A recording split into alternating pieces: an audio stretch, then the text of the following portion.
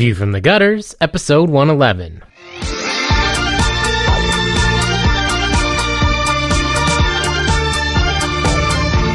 Welcome to View from the Gutters, the comic book podcast where each episode we discuss a collected edition, trade paperback, or graphic novel, and then recommend and vote on the book for the next episode. Warning: the discussion portion of this show has massive spoilers for that book.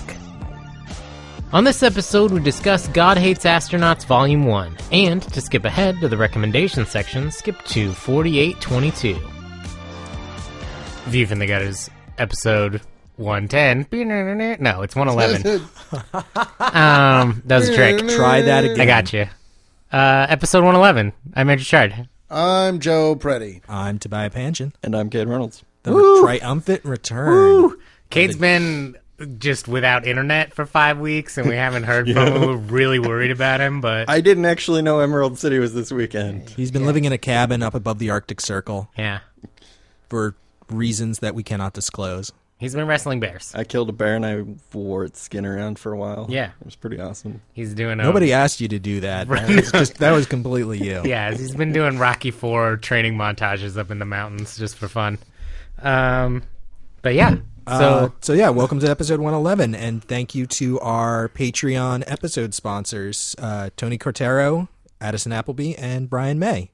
You guys are awesome. Whoa. Thank you for being our patrons, for patronizing. And to all our other patrons who will go unnamed because Yay. they didn't pay us enough money to say their names. Oh, man. Don't you want us to say your name? Say my name. I mean, kind Man, of. Beyonce does. We'll probably butcher it, so that's a bonus. I had to Beyonce. ask Tony specifically how to pronounce his last name. If you want me to say your name, that's the extra level, because I will definitely say it wrong. Actually, we should probably have 2 levels, one to say your name and one to say your name correctly. Yeah. Well, I mean, I'll say your name incorrectly for free, basically. That's No a one good will. deal. No one will know who you are. I think we should tell all our listeners that we're introducing a new Patreon level, wherein donating at that level gets me breathing into a microphone heavily for 5 minutes at the end of every episode. They I already could just get go that. back I just cut and that out. just take all that material and just splice it together. Yeah. That's true. Because, I mean, Yeah. cutting it out is Yeah. just as easy as cutting it in. Yeah. It's fair. It's the same Very thing. fair. It's just you flip it the upside down. opposite. Can we just opposite of cut that. it into the middle of an episode, like right in the middle of somebody's work? God, 2 no. minutes of heavy breathing, awkward, heavy silence. And some sniffling.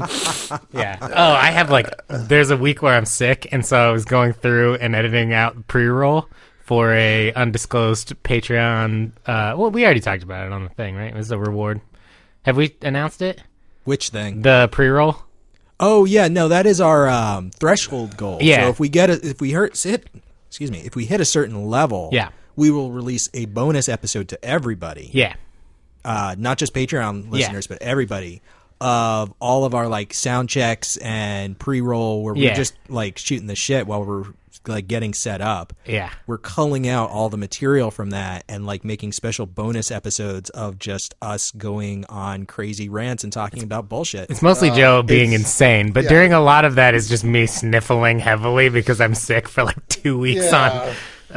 It's actually some really good stuff. If you've ever heard any of the cold open episodes we've done, that's basically the end of us shooting I the shit. think that a lot of the best shit happens before the show when we're just kind of warming Yeah, up. this is, if you think the show's good, that's just the garbage that Yeah, we that's hand out just- for free. that's No.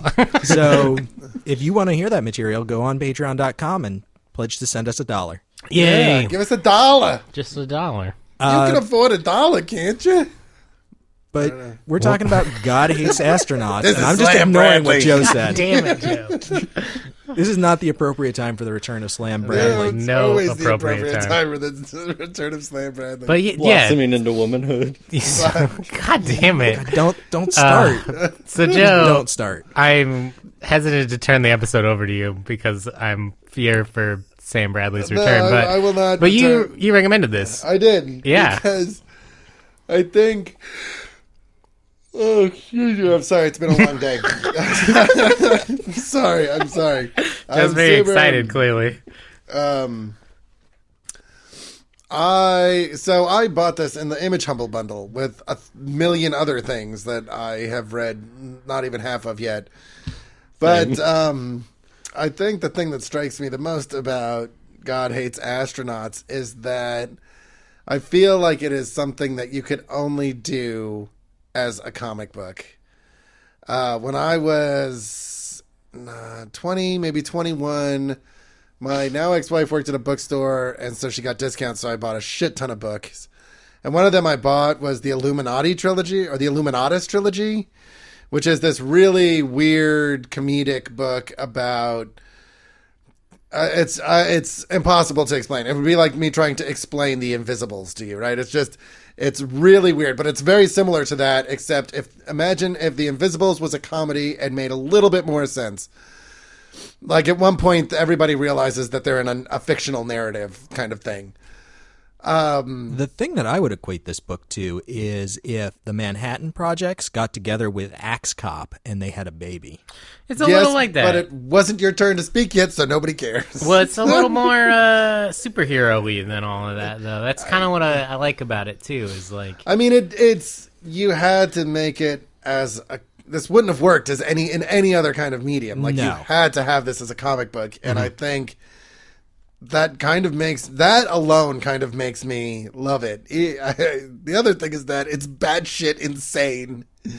And... No, it is 100% insane. It is fucking crazy. Like, seriously, every once in a while you wonder, oh, God, like, where does this person get their inspiration from? I don't ever want to know where the inspiration for this came from, because it has to be from some, like, place that I don't necessarily want to know that it exists. Well, if you look at his chart of references in the back, it comes from cursing so much that you like can't breathe and pass out, and watching way too many fucking movies.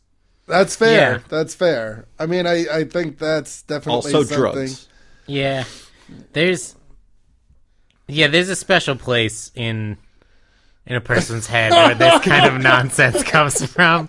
And I love that because novelty goes a really long way for me in comic books, because I've been reading comic books for so long that's stuff like this, when it comes out, I'm just like, yes, finally, something that is different and fun. Yeah. And it's why we embrace indie comics, and it's why like I love stuff like this and the auteur and, you know, all the batshit crazy stuff that comes out of left field sometimes. And,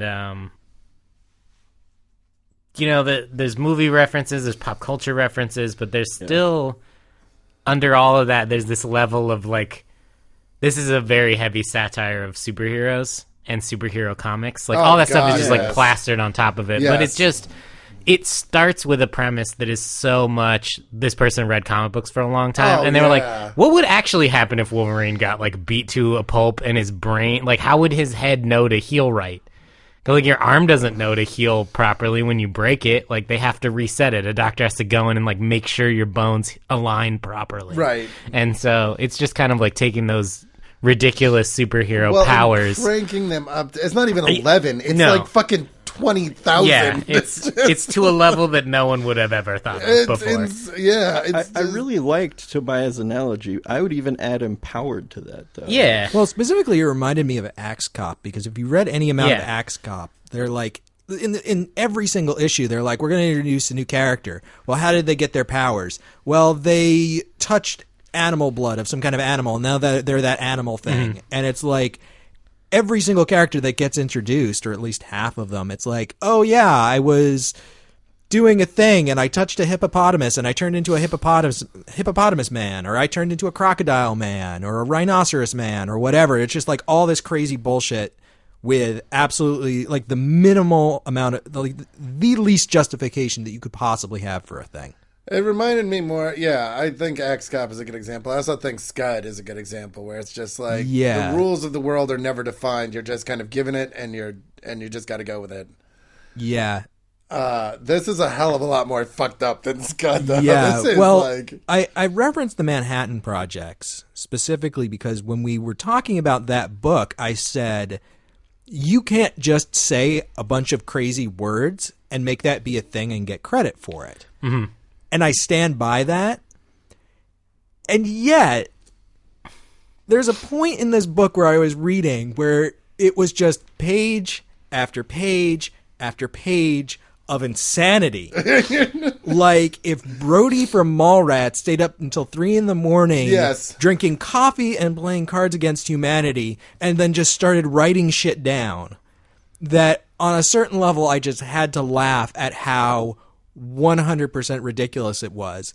And I can tell you specifically the moment that this comic broke me, and it was when all of the bears got the star power rings to make star bears. Yeah. And like I think there was just a part of me inside that just lost it. yeah. And it's like I have moved beyond being able to think about this on any sort of critical level. No. This is now just a thing that is happening to me. Yeah, And that's what I fucking love about it, though. Is it is a thing that happens to you? Like you have to, you don't read it, you experience it, because there's like no way of fucking cataloging the insanity. There's a lot of different styles of like stand-up comedy, and this reminds me of one of them. But there's a lot of different styles of stand-up comedy, and there's like storytelling, and there's like punchline-y joke type stuff, and then there's Gag humor. timing. But there's also a style that is just like relentless humor. Yes. Is how I would describe it. And you're just like- listing things. Yeah. And at some point, anyone listening, you have everyone, because you've gone so far that there's no one that can't like laugh at how far totally. you've taken it. Absolutely. That relentless style of comedy. And I think that this is very much like that. Like, if it had like 1/10 of the craziness that it is now, and then it like backed off the gas pedal for a minute, it would lose you. Yeah, It'd no. lose some people, but it just keeps the ridiculous pressure on. No, it's balls to the walls the whole time. And I just like, there are scenes in here that they start out funny, they make you laugh, and then they just get absolutely ridiculous. The scene where they're fighting, it's the guy with the cow head, Star. Star Cow. Yeah, and Stargrass. Stargrass, yeah, that's Stargrass, what it is. and the guy they brought back from the dead who trained the bears, the pugilist. Sullivan. And they're fighting, and the first thing that gets me in those scenes is the sound effect noises, because like he gets punched in the face and it's like suckered, and then like he gets bit and it's like bited, and then after he punches his head off, it cuts to space and there's like dogs in spacesuits, and they're like, wow, there's an explosion on the East Coast, and then one of them gets hit in the mask with a mustache. He punched him so hard his head exploded, but the mustache survived and was shot up into space to it's the hit source an of his astronaut. power. Yeah, I love it. I will tell you the moment I went from enjoying this book to when I just fucking fell in love with it is when they fire Stargrass and fucking the rhino. God, I can't remember his name right now. It's Dr. Professor. Dr. Professor pulls out RoboCop's gun and says, "Thank you," and then fucking shoots him and he falls out of a window. And then it cuts to the courtroom and there's not even any windows in our face. I'm just like, you went the distance to make a RoboCop fucking, a RoboCop reference that like some people aren't even gonna get just because they removed that scene from the remake and that movie is fucking 30 years old.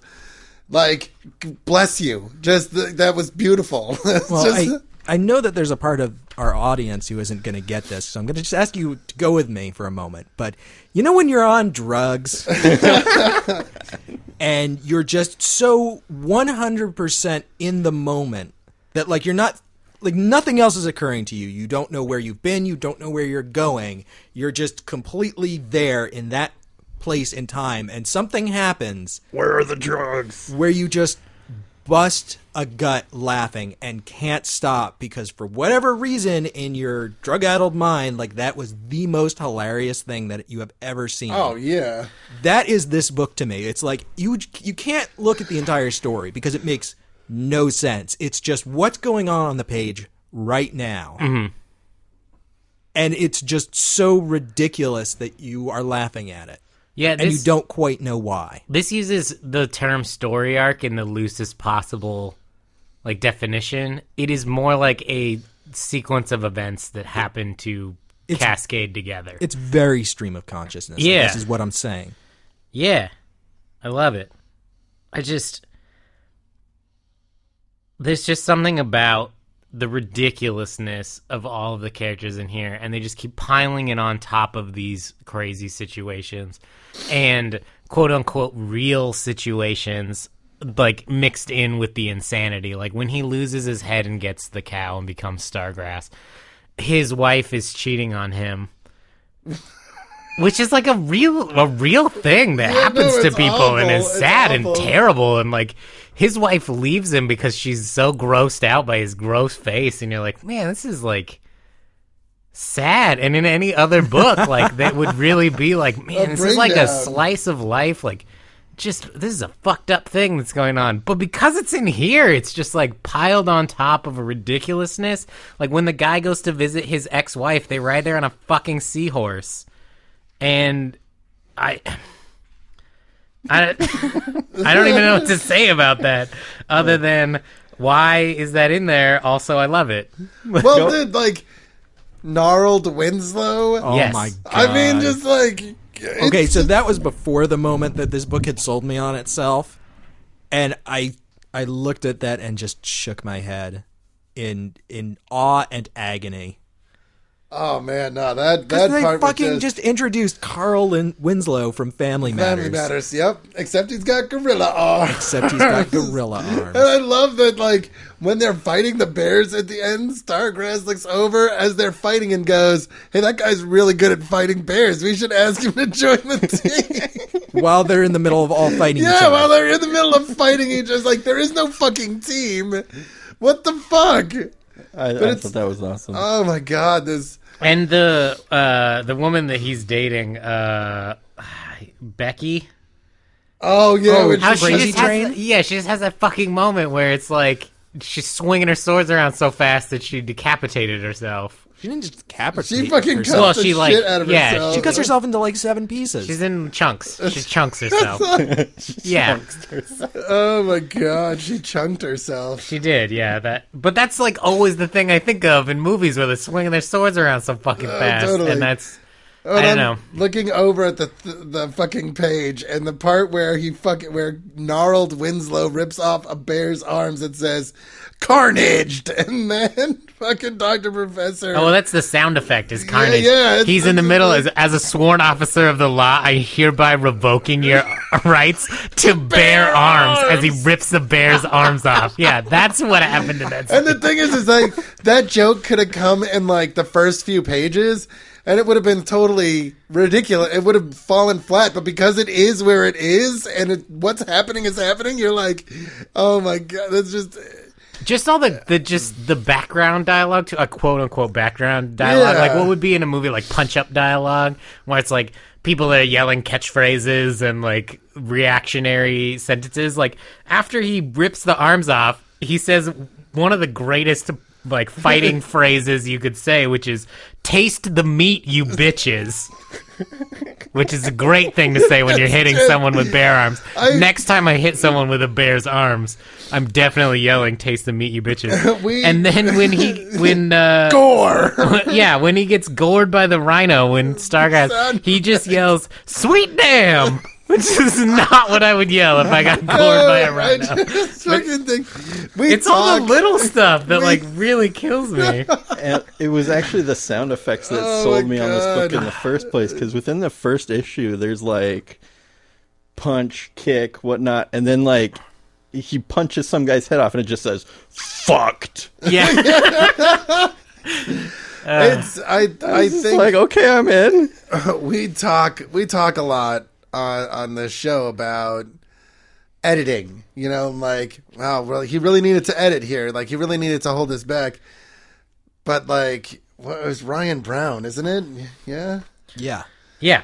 He doesn't hold anything back, and somehow he constructs something that is really, really rare, which I think is a really well done, like, stream of consciousness work. And I think it's really hard to do that, because I think there's a lot of people that are like, oh, stream of consciousness is just like, you know, it's really hard to just kind of like remove your brain from like what you really think and really get it on the page, because your brain wants to be like, oh no, this set of words would sound really good together. And like, I really feel stream of consciousness is not that. It's just getting a bunch of shit out on a page. And so like, it would have been really easy for him to overthink this and turn it into like really contrived trash. Well, this started out as a webcomic. Yeah. And there is a perilous moment that comes with so many webcomics where it's like, we've been lighthearted and jokey and gag a day.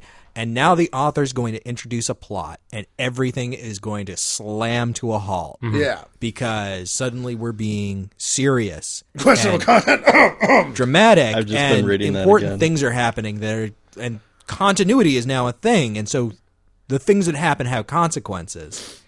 And this sort of has a plot going on and that things are happening that happen after other things that happened, but it never hits that moment where it's like, well, no, we're going to be serious now, and like things are going to be important and meaningful and the characters are going to develop. It starts to get that way a little bit in the print, which is a little unfortunate, I think, but I think that Joe's right. It is easy to overthink stuff like this. Yeah. And what I really like about this is what it reminds me of listening to the audio commentary of Venture Brothers when they talk about how one of the criticisms they get a lot of times on the show is that there are too many jokes going on.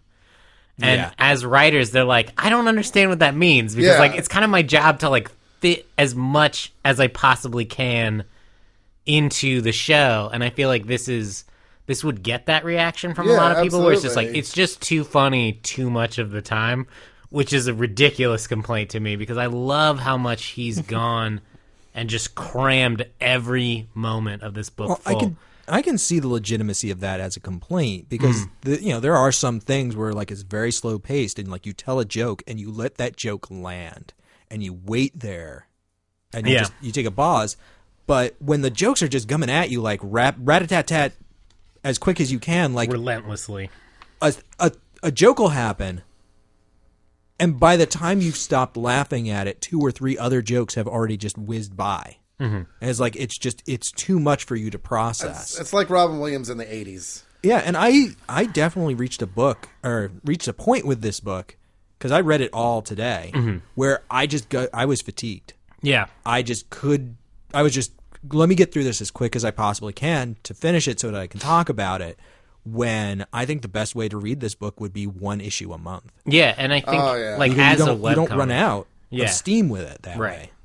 Yeah, as a webcomic, I feel like it probably was really successful just because you read it and you had time to breathe between the jokes. You had time to like, oh, that episode's over. Now I can like stop laughing because at some point, you will get fatigued. You just watching like YouTube clips on autoplay. Like at some point, it just won't be funny anymore. And you're like, I've enough. Absolutely. Like I need to stop. I need to breathe for a moment. Yeah. And then when you come back to it, it'll be funny again. And so I think there's actually another comic that this reminded me of, which is a unfinished webcomic that I read like 15 years ago almost, probably about like 12 or 13.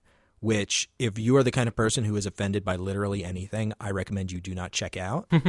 It's called Buttlord GT. It's a Dragon Ball Z parody, like very crude, like toilet humor and just, gay this, gay that, very, very offensive. But I remember reading it when I was in college and laughing my ass off at it. And I looked it up and read through a good chunk of it today, and it wasn't funny. Yeah. And part of that is just that I've matured. Part of it is the fact that it's been so fucking long, because back at that time, like, I was watching Dragon Ball Z on Cartoon Network every day, and if you've ever watched Dragon Ball Z, you know what that means. Yeah. But part of it was the pacing, because when I was reading it originally, like, you would get 1 page every few days. And you really had time to examine it and let that joke sit there and really meditate on it before you moved on to the next one. And just going through the pages, reading it as a story, like nothing has time to have impact because by the time you've read a joke, you're already on to the next one. Right.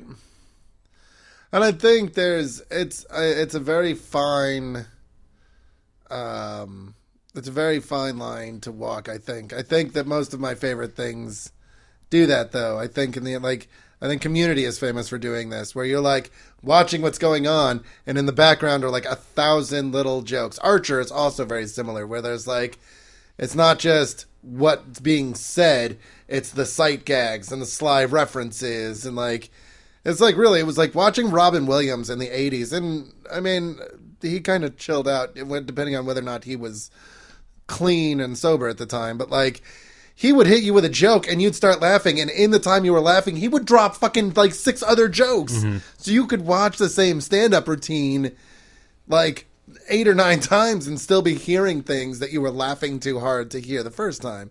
And it does get like there's a physical exhaustion that comes on when you're just like, you know, you need to breathe every once in a while. But I think there's also something cathartic about laughing that hard at like fucking anything. And this just, man, I just love it for so many reasons. I love it because I would have no idea how to describe it to anybody that was like, what's that about? I just mean like, it's about stuff, and stuff happens, and that's not important. Just fucking read it. But I can also, you know, I think this book I don't think you could take yourself too seriously. I don't think you could take the book too seriously. I think you just kind of have to let it happen. Yeah, there was definitely a moment where I was going to come to record this episode to criticize this book and talk shit about it. And I reached a certain point where I was like, this book defies all criticism. There's nothing I can say about this because it doesn't take itself seriously for anything that I say about it to matter. Yeah, it's not like it was trying to accomplish anything. This was him. Well, except make you laugh. Well, yeah. But I think even that and I did laugh, despite the fact that it was incredibly stupid. I mean, that he doesn't have, there's no, I mean, like what I mean is like he's not. What I mean when I say he wasn't trying to accomplish anything is, I mean, he had no like hidden agenda. He wasn't trying to he wasn't trying to talk about sexism or like trying to deconstruct superheroes. He was just like, this is funny. I'm gonna draw this and I'm gonna write this and it'll be funny. And like, I think that. Well, I think that there's something to be said about the honesty of a work sometimes. Yeah, absolutely. Where like it says that it's gonna do something, and then it does that.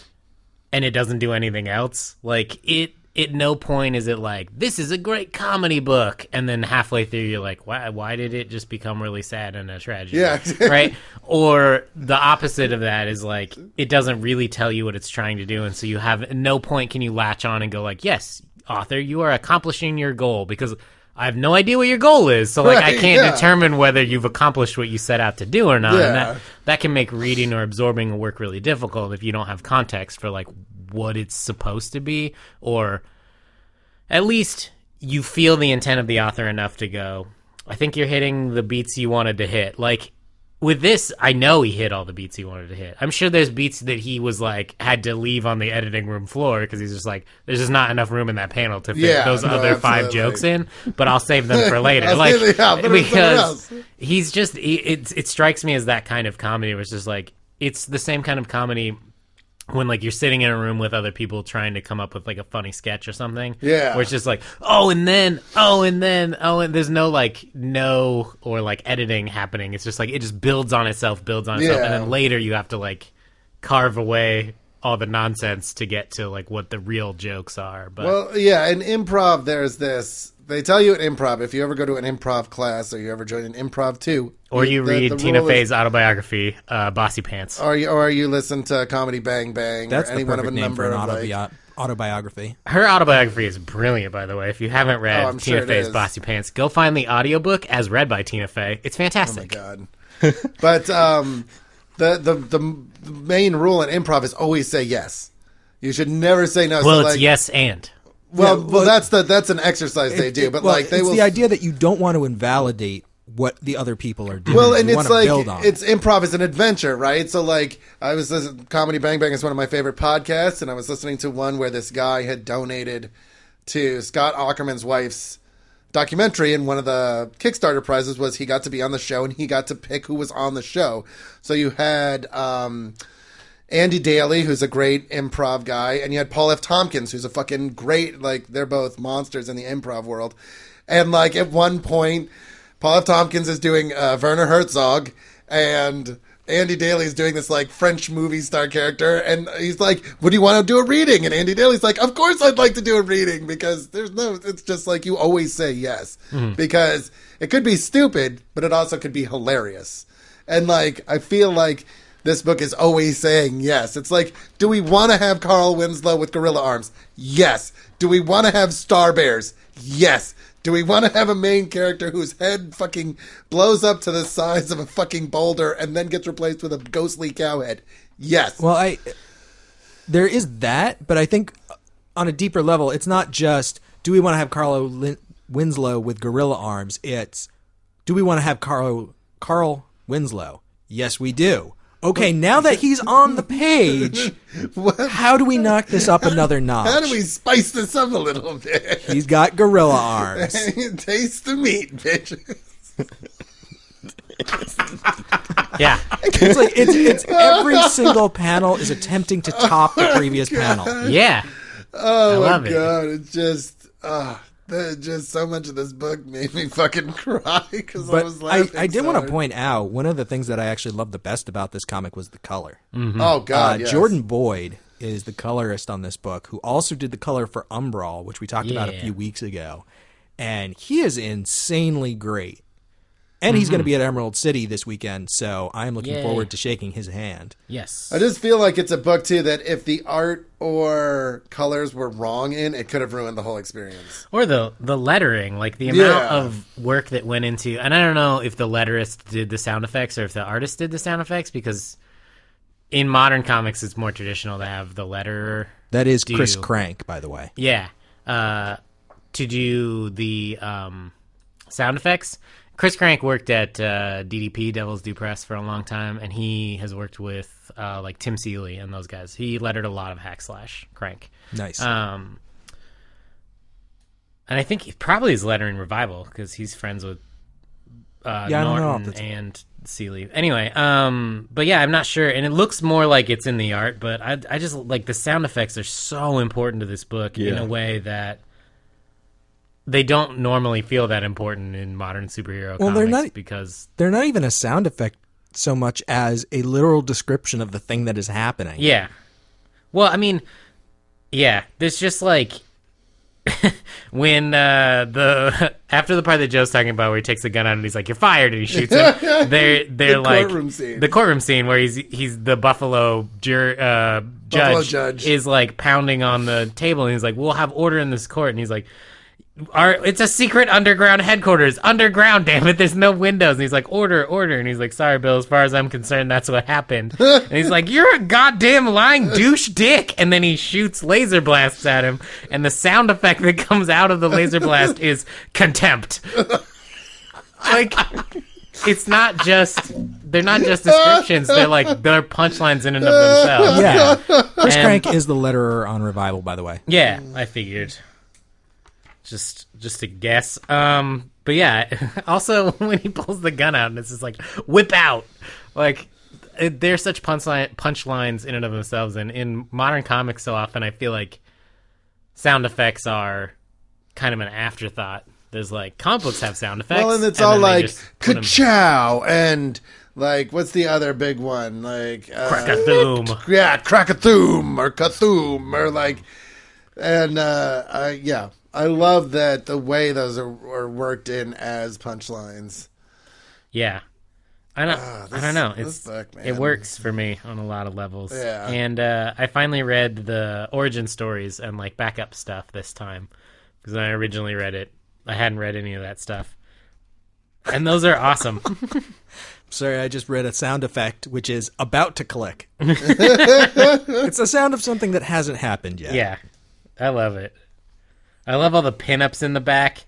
There's one of Admiral Tiger eating a cheeseburger that I need to go find and like get for my wall because it's like this fine art oil painting of that, and it's just like it looks amazing. That is definitely the kind of thing that I would expect to see on your wall when I walk into your house. Yeah, I need that. So maybe I'll try to find that at some point. I really liked all of the owl stuff. Yeah. Al Capone of Al Qaeda and Buzz Alvin. Aldrin.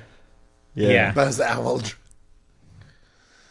Yeah, there's just, on a certain level, a moment when you just have to surrender. Well, the names are great, too, because the other one that kills me is the manatee. Humanity. Humanity.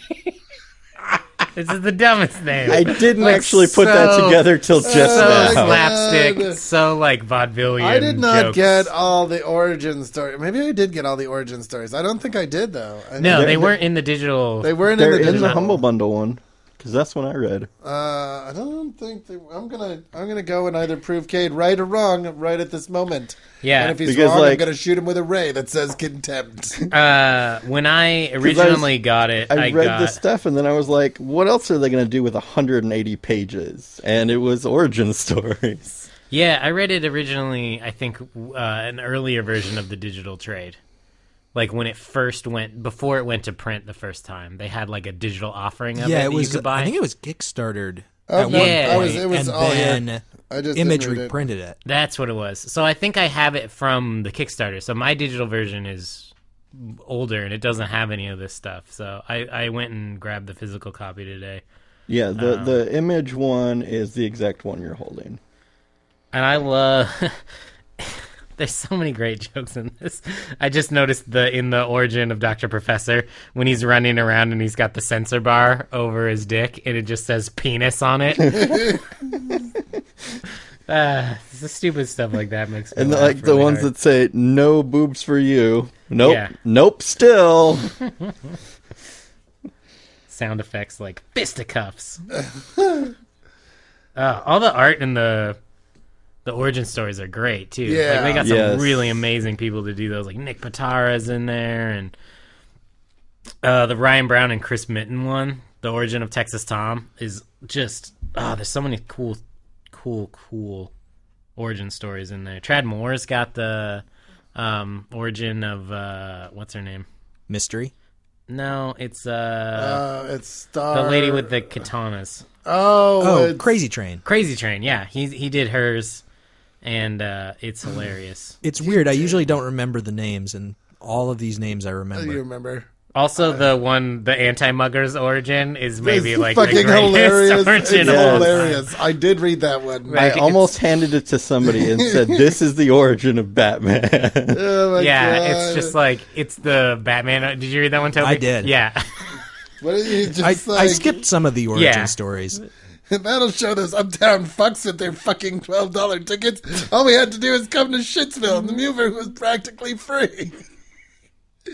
Just like that whole, and the fact that he looks like The Jim little Gordon, and the like, goddamn little kid has a fucking mustache already. I don't know, shortcut, awesome, Harold. I don't know about this nonsense, you stupid cow. It's just like The worst. I love it's not because the brilliance of this is not just that it's like basically the anti-Batman story. It's also that like in every way it's the anti-Batman story. You know, Yeah. it's like his dad's fucking crass idiot, and like just it's refreshing. I mean, I think you mentioned earlier that it didn't set out to be a deconstruction of superhero comics, but I think in a weird way it kind of is, because it just, I don't know that it's deconstructionist in its nature, but it's like, look at what we have here, this art form that we have, superhero comics, and like, look how ridiculous this could be. Like, look at how far we could really take it if Yeah. we push the envelope on it. So you have stuff like the Batman origin story and like point out the ridiculous nature of that. Yeah, absolutely. Or the healing factor, or like the origin. Who's the woman with the upside down face? It's Mystery, Yeah. Mysterion, Yeah. Mystery something, When it's like a guy Like is asking for Impossible? something. it's like a guy asking a lady for directions, and she's like, "Help! I'm being raped!" And she just smashes that guy into the concrete, like no questions asked, just murders the guy asking for directions. And it's like, oh well, I guess that would happen probably. I guess that's a thing that Superhero okay. world. Yeah, and it's funny. Oh, The Impossible. That's her name. I thought it was something like that. Yeah. That's just I mean, I would call this more just absurdist Yeah. superheroes yeah, Yeah. absolutely. than And anything else. It's satire, but it's like, it's an absurd satire, and it's there's so many levels of jokes too, because like Joe was saying, doing it in a comic book format versus like a television show, or you have time to really examine the panels. Like the jokes don't go by too fast, but at the same time, like you can control the pacing, so you're reading stuff really quickly, and the art flows really well, and you have the ability to do like the dialogue gags and the sound effect gags and the visual gags, and like all of that meshes together in like a really brilliant form of humor. So I don't know, because last week we did a comedy book too, and we were talking about like how difficult it can be to do comedy in like a, I don't know, in a comic book format or in a text format. And I think this makes it look easy. It really does. So I think that's a credit to the writer-artist team. Yeah. Yeah. Absolutely. Anytime that you look at something and you go, like, that just seems natural. Yeah. Like, well, how would it be any different than that? Yeah. Like, the creator has done their job correctly. Yeah, masterfully, I would say. Yeah. And, I just think that it's something crazy. It's something fun. It's not for everybody, for sure. Like, I do not know who I would recommend this to. I have the same problem. But I Anybody think that I would recommend you will know Next if Wave you to. should read this. Yeah. If they like Next Wave, if they like stuff like Archer, if they like Venture Brothers, I think I would give it a shot. Like, see what you think. Because I don't know, it's a lot of that kind of stuff, like to the next level in a weird way. Yeah. I mean, it's worth checking out. You'll know whether or not you dig it in the first couple issues. Yeah. Keep reading after that, because it'll get to you. I definitely would have stopped reading this if I wasn't committed to doing it. Mm-hmm. And I'm glad that I did. Yeah, like sometimes you just gotta let it break you down before you're like, all right, the jokes are funny now. Yeah, you gotta. Wait, did you just talk shit about Push? No, I said you gotta push. Oh, you gotta push. Okay. Never mind. Push is an excellent movie. You should all go watch it if you haven't seen it. You like Push. It's okay. Which it stars Captain Push? America. That's the one with Samuel L. Jackson and it's got Hayden Christensen in it. No, that's Jumper. Which is also a great movie. You sure? I'm pretty sure that one. I went to go see Jumper with Joe Drinkard, and we both agreed that it was awesome. No, Jumper is the guy that can teleport. It's got Captain America in it. He's got superpowers. Push is the one that's... Anyways... I did not care for Jumper. I don't know that I saw Push. I don't. I think the movie you're thinking about is Captain America. No, it's got Captain America in it. Uh-huh. It's Fantastic Four is what you're thinking of. Yeah, that's the one. That's what you're thinking of. I don't know where Shield was in that movie. And why was he blonde? It's weird. It's got the Scarecrow in it. What's that one called? Starshine? Yeah, that's it. That's it. Yeah. It's Captain America and the Scarecrow on a spaceship. Actually, it's Johnny Storm as a Scarecrow. Yeah, Johnny Storm and the Scarecrow. On a spaceship. It's flying to the moon. It's Johnny Storm / Captain America. Well, when I watched that movie with Brant, we didn't know what the actor's name was, so we just called him Johnny Storm throughout the entire movie. That's fair. Yeah. He's also, the funny thing is that he's in Not Another Teen Movie. And that's who I always think of him as, is Jake Weiler from Not Another Teen Movie. I forgot he was in that, and recently that was on like some cable channel. Yeah. I actually just saw somebody threw a picture up on, I think, Reddit. He was used on the box art of some like teen mystery date board game. That's like hilarious. 25 years ago. That's hilarious. Let's buy it. I agree. It's got Captain America in it. Please support our Patreon so we can use it for important things like buying teen board games with Chris Evans' face on it. It's one of those ones where it like comes with a toy phone and like you hit different buttons to call different remember boys. that one. You remember. It's called Mystery Date. Yeah. Is that really the game we're talking about? Because I remember that game. Yeah. It's also a great movie with Ethan Hawke. And they made a board game movie of that? No, it's a different movie. The movie is about... Battleship? The movie is great. The movie is not about the board game in any way. That's a little disappointing. No, but it's better. The thing is... Yeah, it's just called Mystery Date. It is. That's the one. And I have the picture here. Chard can't see it from the angle that he's at. It's so far away. Oh, wow. Oh, wow. Yeah, just search Chris Evans Mystery Date on Google. Amazing. You will find it. It is ridiculous. Let's buy it. I want one. I mean, considering he's been... God, I want to get him to sign that now. I don't know what it is. What is it with Chris Evans in comic book movies? He's been in fucking 4 of them. He was Johnny Storm. He was Lucas Lee. He's in Snowpiercer. And he's Captain America. Yeah. man has good tastes. He likes or a comic books. good agent. And he's retiring as soon as his contract with Marvel is done. From acting? From acting, yeah. He wants to He direct. said it in- Oh.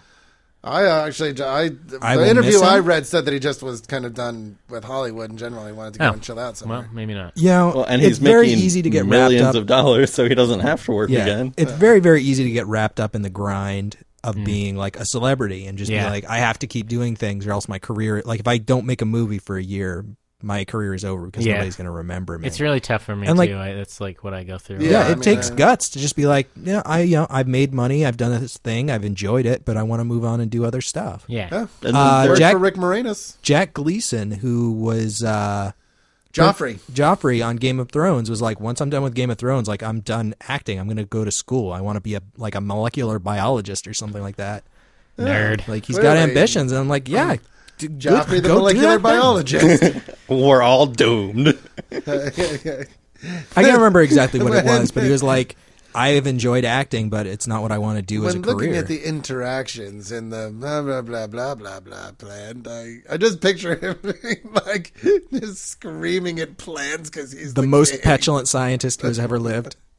He's really good at acting on that show. No, he is. Because if fucking you see interviews amazing. with this stuff with him, he's like very sweet and Well, quiet. my favorite thing about Game of Thrones is going to like what the fuck is her name?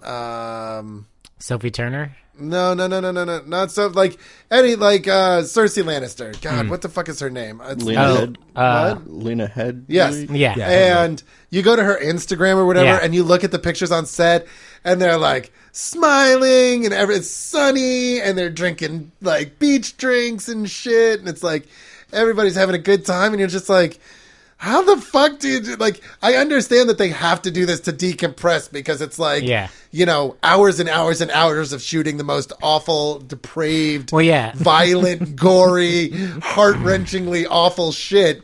And that they probably all need to have drinks, but it's so weird to see that. Well, Yeah, Lena Headey microwaves puppies before she goes on to the set to do that role. That's so, fair. I mean, Hush that'll get to puppies, you. hopefully. Yeah. This was a joke. Don't sue us. I had read all the books before the show ever started, so I knew what I was getting into, and I considered it to the actor's credit when the first episode of that show aired, and everybody was like immediately from scene one, just I fucking hate Joffrey. I hate him so much. he's I want him to die. And it's like, wow, like if you can do that, if you can make people hate you that much in one scene, you are a good actor. Somebody just Hayden remaxed Christensen. both the scenes where Tyrion smacks him. Yeah. And it's just like, they did it to a dubstep song, which I don't think was very good.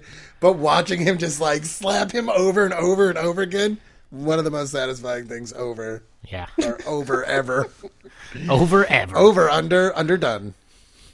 Ever after? Yeah, I do love watching the like behind the scenes and Instagram stuff. There's a funny, they're like interviewing Sophie Turner on the red carpet. She's Sansa, right? Yeah. Yes. Yeah, they're interviewing her on the red carpet, and then there's like a ton of girls screaming in the background. She's like, "What is that?" And then she's like, "Oh, the guy who plays Jon Snow must be Kit Harington. Kit must be here." Who actually, to his credit, just in further veins, there's some pretty sword heavy scenes in the end of season 4, and it's him.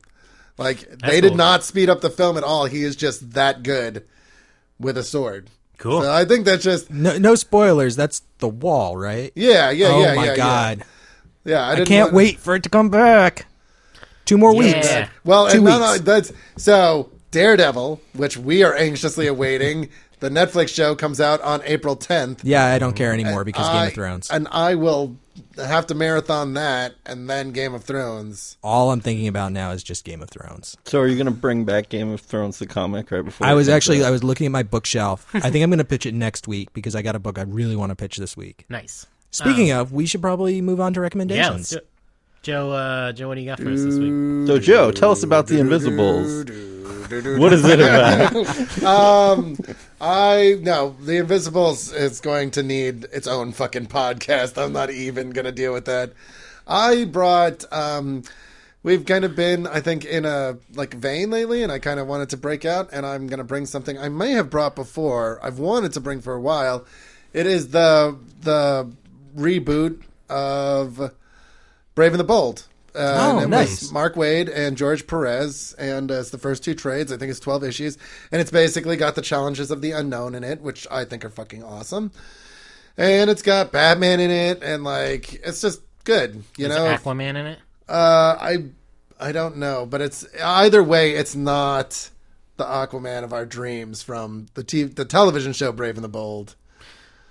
Which I still haven't watched that show. Oh God, I can't handle Batman's voice. I watched one episode and I was like, I'll need some time. I couldn't either. Then I realized the whole purpose of that show was to be like a comedy, and then I was like, well, of course you're going to get Diedrich Bader to do it and John DiMaggio to be Aquaman, and it's going to be fucking, and it's amazing. Like the Aquaman episodes of that show are incredible. I've seen like Diedrich Bader is Batman. Yeah, Bender. Yeah, Diedrich Bader is Batman and Bender is Aquaman. Yeah. It really is a good show. It really is. I've seen gift sets from the show, and it makes me laugh. And I'm like, at some point I need to give this another shot because... Pull up YouTube, watch the some clips from the Music Maker. Oh, that's, Or Music Meister. Okay. Yeah. The Music Meister episode where they're singing. Okay. And if you like that, you'll like the whole show. Sweet. It's One of my favorite parts of... Oh, sorry, this is a go ahead. tangent, but... One of my favorite parts of the movie Office Space is that his neighbor is Diedrich Bader. Yeah. And they just like talk to each other through the wall. Yeah. I was just thinking about that the other day. I don't know why, but like I love that part too. Do you talk to Jodie through the wall? Yeah. Well, it reminded me of when Sam and I lived together and we would Skype each other across the house because we got tired of yelling at each other through the wall. I know. My office at work is right next to the food service office, and a woman that works there is a friend of mine, and so we normally just talk really loudly to each other. But the other day, I just called her on her extension, and I could hear her phone ring, and then I heard her go. She goes, "Are you really doing this?" And I was like, "Pick up your phone, and I'll tell you." You know, I was talking to Kaylee the other day, and she's like, "I always know where Joe is in the building." Always. Yeah, Yeah. because I can hear you. Yeah. No matter where you are. I always know where you are in Olympia Yeah, because I'm because loud. I can hear you from everywhere. I always know where Joe is because I have a tracker on his body. Yeah. I also have a tracker on Toby's body. And Yeah. Kenny Wisdom's body. Yeah. I'm going to see where Kenny Wisdom is right now. Anyways. So, yes, The Brave and the Bold. It's very quintessential. It's superheroes doing cool shit. I think it's got a really good plot. Volume 1, Volume 2. Volume 1 and Volume 2. All Yeah. right. The art by George Perez is killer. Man's been doing it for 40 years, and he has lost absolutely none of his talent. So it looks great. And it's just neat. It's very classic. It's got the coolness and like kind of explorative, I think, feel of like the Silver Age with none of the corniness. The corniness is kind of like repurposed, but So, Mark Waid's own personal house style. yes, exactly. It's Mark Waid doing what Mark Waid does best, and he's doing it with George Perez, which I mean Can't say no to that. Yeah, that's a that's team that awesome. can't be beat. So, Brave and the Bold, volumes 1 and 2. Awesome. Cade. All right, so because I first got this on the Humble Bundle, I went to humblebundle.com and checked out what comics were available this week. Ooh. And they had 3 or 4, I don't remember, in the post-apocalyptic bundle. Oh yeah, that's right. It's got Wasteland and Daybreak and The yeah. Strain. Unfortunately, the one I want us to talk about is the expensive one that you have to pay all $15 to get, and that is The Strain. Ooh. So this was based on the book written by Guillermo del Toro and Chuck Hogan. Guillermo del Toro. Guillermo del Toro. That's probably wrong. So Yeah, No, I'm sure it's- it is it's wrong. not. Please- It's Guillermo del Toro. email me at chard@viewfromthegutters that I said Mr. that Del wrong, Toro, since we know you're such a and big fan of the show. I will ignore it. We loved Thank you. Hellboy. Yeah, they're going to write you and they're going to say it's pronounced Guillermo, but they're just going to type it out. I have no idea what that means. Yeah. It's Guillermo. My favorite is when people will type out how it's supposed to be said to me. I'm like, that doesn't really help me. I'm like, thanks, everybody. It's like cake, but with a D. Yeah. Dake? Cade? Dake. Oh, wait. I should Dake. have said Dake. Yeah. Cake? Dick. That's what it is. That's what he's saying. It's good duck. So this was adapted by David Lapham. Laugh 'em. Laugh 'em. Lapham. I'm horrible with names. Mike Huddleston, which I actually got right because Hoodulston. and Dan Jackson. And so this is the story. A plane lands on a runaway and then goes dark. And the CDC calls in this great Dr. Ephraim Goodweather and his team of biothreat first responders. That sounds awesome. I'd hate to meet the biothreat second responders. Yeah. Actually, I think those are called scientists. In the show, the guy that plays the main guy is the senator from the first season of House of Cards. I cannot remember the actor's name, but the bald guy. Yeah. The guy from the guy with the shipyard that totally gets. Oh, Peter Russo. Yeah. Whatever the actor's name is. I cannot remember his name, but it's the same guy playing him, except he has hair and he looks ridiculous. Yeah, he wasn't a senator. He was a congressman. Oh, congressman. Or a representative. I'm like, wait a minute, they're all congressmen. Yeah, well, he was a representative. A representative. The women Okay. are especially congressmen. Yeah, he was especially. Anyway, Go ahead, Kate. sorry, I'm sorry. Kate. All right, and so then this other person realizes that there's probably a darker purpose involved, and that this is a threat intent on covering mankind in darkness. But it's post-apocalyptic. It's like, Is it post-apocalyptic or apocalyptic? Or pre-apocalyptic. Or Well, that's right now. Is We're it in the meta-apocalyptic? yeah, Yes. we're living in the pre-apocalypse. Like, is it about the world, like everything getting fucked up, or is it like things are fucked up now and then we're moving forward? I guess that's kind of a small distinction. I think it takes place in both. Okay. At the beginning, it's not like when the plane lands, the apocalypse hasn't happened yet. Right. I mean, that was the impression I got. Yes. You ever notice on the old X-Men cartoon, whenever Rogue said apocalypse, it looked like she was saying apaco-lips? no, No. I did not ever notice that. It's not But a thought that has ever occurred to me. Next time I watch it, Joe, I'm going to text you, and you're going to get a text in the middle of the night that just says, it does look like she says apocalypse, and you're not going to know what I'm talking about. I'm not giving you any context. Oh, exactly. Toby did that to me once. He texted me and he was like, you were right. And I was like, I saw it and I was like, oh my God, I have confirmation. What the fuck is he talking about? Because he didn't. Ham sandwiches are delicious. It's like, That is not something I would say. What? Ham's okay. Ugh, It's I'm not my having the favorite. ham turkey debate with you right now. Turkey is better. Eh. okay, ham and turkey together are better than either Thank one of them you. singularly.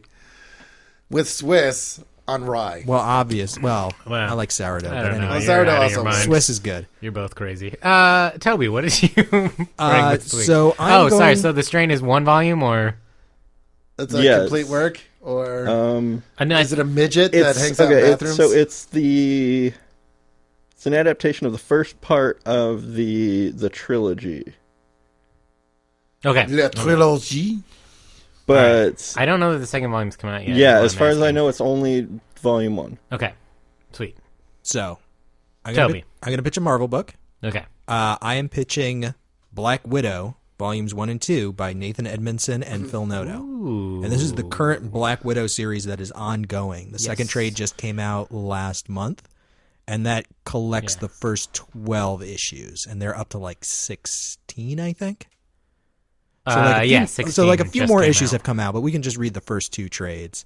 And essentially, this is Black Widow kind of picking up a little bit of her movie version, and it's her going like, I've got my red ledger, like all the terrible things that I've done, and I'm going to try and make up for them. Like when I'm not working for S.H.I.E.L.D. and I'm not working for the Avengers, I'm going to run freelance mercenary missions and give all the money to like these charities that I've like plotted out to So try and it's- like make up for all the bad things I've done in my It's life. My Name is Black Widow. Sort of, yeah, Yeah. but it's very, very like Born Identity, like spy political thriller yeah, like film. yeah. And this has been top of the stack a couple of times. Oh yeah, and we talked about it on Out of the Fridge. I absolutely love Phil Noto's art. He is the perfect artist for this book, which is like very much grounded. Like there's not really any superheroics that happen. Yeah. The Winter Soldier shows up at one point with his robot arm, but that is it for superhero stuff. Like otherwise, it's very, very grounded. Well, there's the big guy that she fights early on, and then Omega Hawkeye's in it at some point. Yeah. And then Laura. X-23 shows up. I mean, like it's very much set in the Marvel universe. Absolutely, but this is definitely. It's not like one of those solo books where it's like every issue. Look at all these. You know, like when Nightcrawler has a solo book and fucking half the X-Men are in every issue. It's like this is not a solo book. Like this is a Black Widow solo book. There's a crossover with the Punisher. There's a crossover with Winter Soldier, and there's some other characters that show up, but predominantly this Black Widow story. Yeah, and I just recently got caught up with it. It is incredibly good. If you're reading Captain Marvel, if you read She-Hulk, if you read Ms. Marvel, and you enjoy those books, like this is very much a piece with that kind of movement to focus more on female characters and really put forward like, why are these characters compelling? Yeah. What's cool about these characters? And I kind of put off Black Widow because I never really cared about her as a character. And by the time I got to the end of the series, or what's been published so far, I really cared about Black Widow. I was really interested in her as a character. Yeah, it's really fun to watch her unravel in this series, too. Yeah. Because... And Phil Noto is a brilliant, brilliant artist. I was actually just reading a thing about it, like how he identifies when it's Natasha, because, of course, like she changes her clothes a lot. Like she's not just in her superhero outfit. She's wearing different disguises. And somebody was pointing out she has 2 moles on her face, which isn't something that you see on a character in a comic book a lot, like weird imperfections that normal people have. And it really like strongly identifies as her, and it's this like very subtle shortcut. Yeah. Like we were talking about earlier, like when something is done well, you don't even notice that it's happening. Yeah, and when we talk about that book, we can talk all about color holds and black shadows. Awesome. Because those are... Wait, not Dark Shadows, right? Because I hate that show. No, he doesn't use black shadows in this book, and it's a big deal. It makes the book look hyper modern. Okay. But we can talk about it later. Yeah. Even if we don't pick it, you should all read it because it's so color. good. Oh. Yeah, everyone should read this. It's a fantastic series. So, Jared, what do you got? So I brought an image book, and surprise. That was the sound effect. Yeah. Surprise. And we've been on kind of a kick of comedy books lately, and I brought one in that vein because I've been having a good time reading funny books. And this one is an OGN, it was an original graphic novel, and it came out last week at the time of release of this, and it is called Sex Castle. And if you don't know, I'm going to read the blurb from Image's website, and it says, "The former world's greatest assassin leaves the world of killing to a small town, only to be pulled back in." It's like such an homage to 80s movies and just like the ridiculous action hero. And I haven't finished reading this yet, but so far I'm really, really enjoying this. And this is written and illustrated by Kyle Starks, and it's just that one little graphic novel, and it's fun. So everyone should go check out Sex Castle.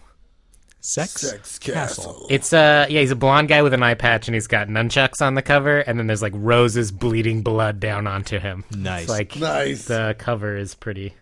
I don't know if I can make that any bigger. Okay, so that's one word, not 2. No, it's one word. Sex Castle. That's his name. Okay. Because I was going to say, there's a lot of comics with the word sex in the title these days. Yeah.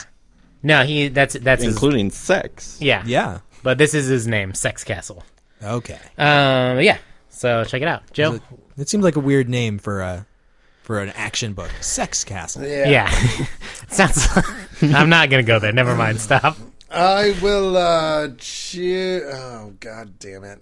You're making me choose between what these guys brought and a book called Sex Castle. Yeah, that's kind of the point. That's what I'm here for.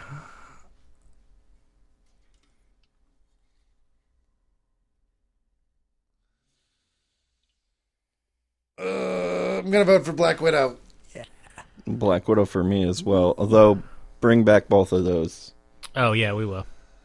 I am gonna vote for Brave and the Bold. Ooh, man. Are you gonna vote for Brave and the Bold? I really want. We haven't done a DC book in a while, have we? Like, I feel like it's been a little while. Revote. It's been a little while. Well, the problem with revoting is that we don't have a fifth person. Yeah, like, we can't Jared do a votes, and we're like, so, we're like, just I deadlocked. have to break the tie and go I guess. with. Yeah, that's true. So you got. So I'm gonna vote for the strain because I want to check that out anyway. All right. For the record, I'll vote for the strain. But yeah, so Black Widow volumes 1 and 2. Yes. Next week. I can bring Brave and the Bold back later. Oh yeah, absolutely. No, Please do. Nope. You've reached. I mean, your I limit. can't. I'm gonna go home and burn all my comics and then jump on top of it and go out in a blaze of glory. Well, that's how I always imagined you going. Yeah, totally. That's what I expect you to do after I die. Is that I will be on a pyre of all of my comic books, and then I expect you to jump onto the pyre as my Indian wife. No. I'm gonna silently watch you burn like Conan does, and then somebody will be like, "He is Conan, the Cimmerian. He will not cry, so I will cry for him." Except they'll insert my name. He will not Joe, so I will Joe for him. I will Joe for him. Yeah, He will not Joe. No, it's Doe. It's pronounced Joe. All right, thanks everybody for listening, and thank you to our Patreon supporters and sponsors again. And we will see you all at Emerald City. Hopefully, if you listen to this right before If you you're leave for listening the to show, this right now, and you're at Emerald City, look we're behind there. you because we're there. And if you're not there, Wait, when is it going out? it goes out on Friday. The con starts on Thursday night. This will come out on Friday, the first day of the con. And of course, you're first walking full day. around at the convention listening to a podcast. Because Right. Fuck all those other people. You And don't know. if and you're- you just missed us. We were just there. You could have congratulated us on the great job we're doing, and you just missed us. God damn it. And if you're not at the con, that gives you plenty of time to go buy a plane ticket, hop on a plane to Seattle, and go to the con. Yeah, you could make it for So, Saturday, even you though could it's make all it. sold out. And if you see Chard at the con, he'll say your name incorrectly. I will absolutely do that. We will. I just want to warn everybody that I'm germophobic, and I won't shake. I'm just kidding. I just sneeze all over me. That's great. Gross. Don't So- do that. Don't do that. Look forward to our Gross. forthcoming con report episode. Yeah. Yeah. It'll be. I'm gonna get really drunk, so it'll be awesome. Great. All right. I'm Thanks. getting drunk just thinking about it. Thanks for listening, everybody. Goodbye. We love you. Thank you for listening to View from the Gutters. I hope our recommendations have inspired you to go out and find some new comics you'll enjoy. Join us next time for a discussion of our selected title, but like every week, we encourage you to read all of the recommended books. In the meantime, please leave us an iTunes review. It really does help new listeners find the show. You can also like us on Facebook, subscribe to our YouTube, and follow us on Twitter at ViewFRTHGutters. Feel free to email us at contact@viewfromthegutters.com. Please send us any questions, comments, or recommendations you might have. Be sure to subscribe to our YouTube channel as we post new videos every week. And thanks again for listening. And as always, keep reading.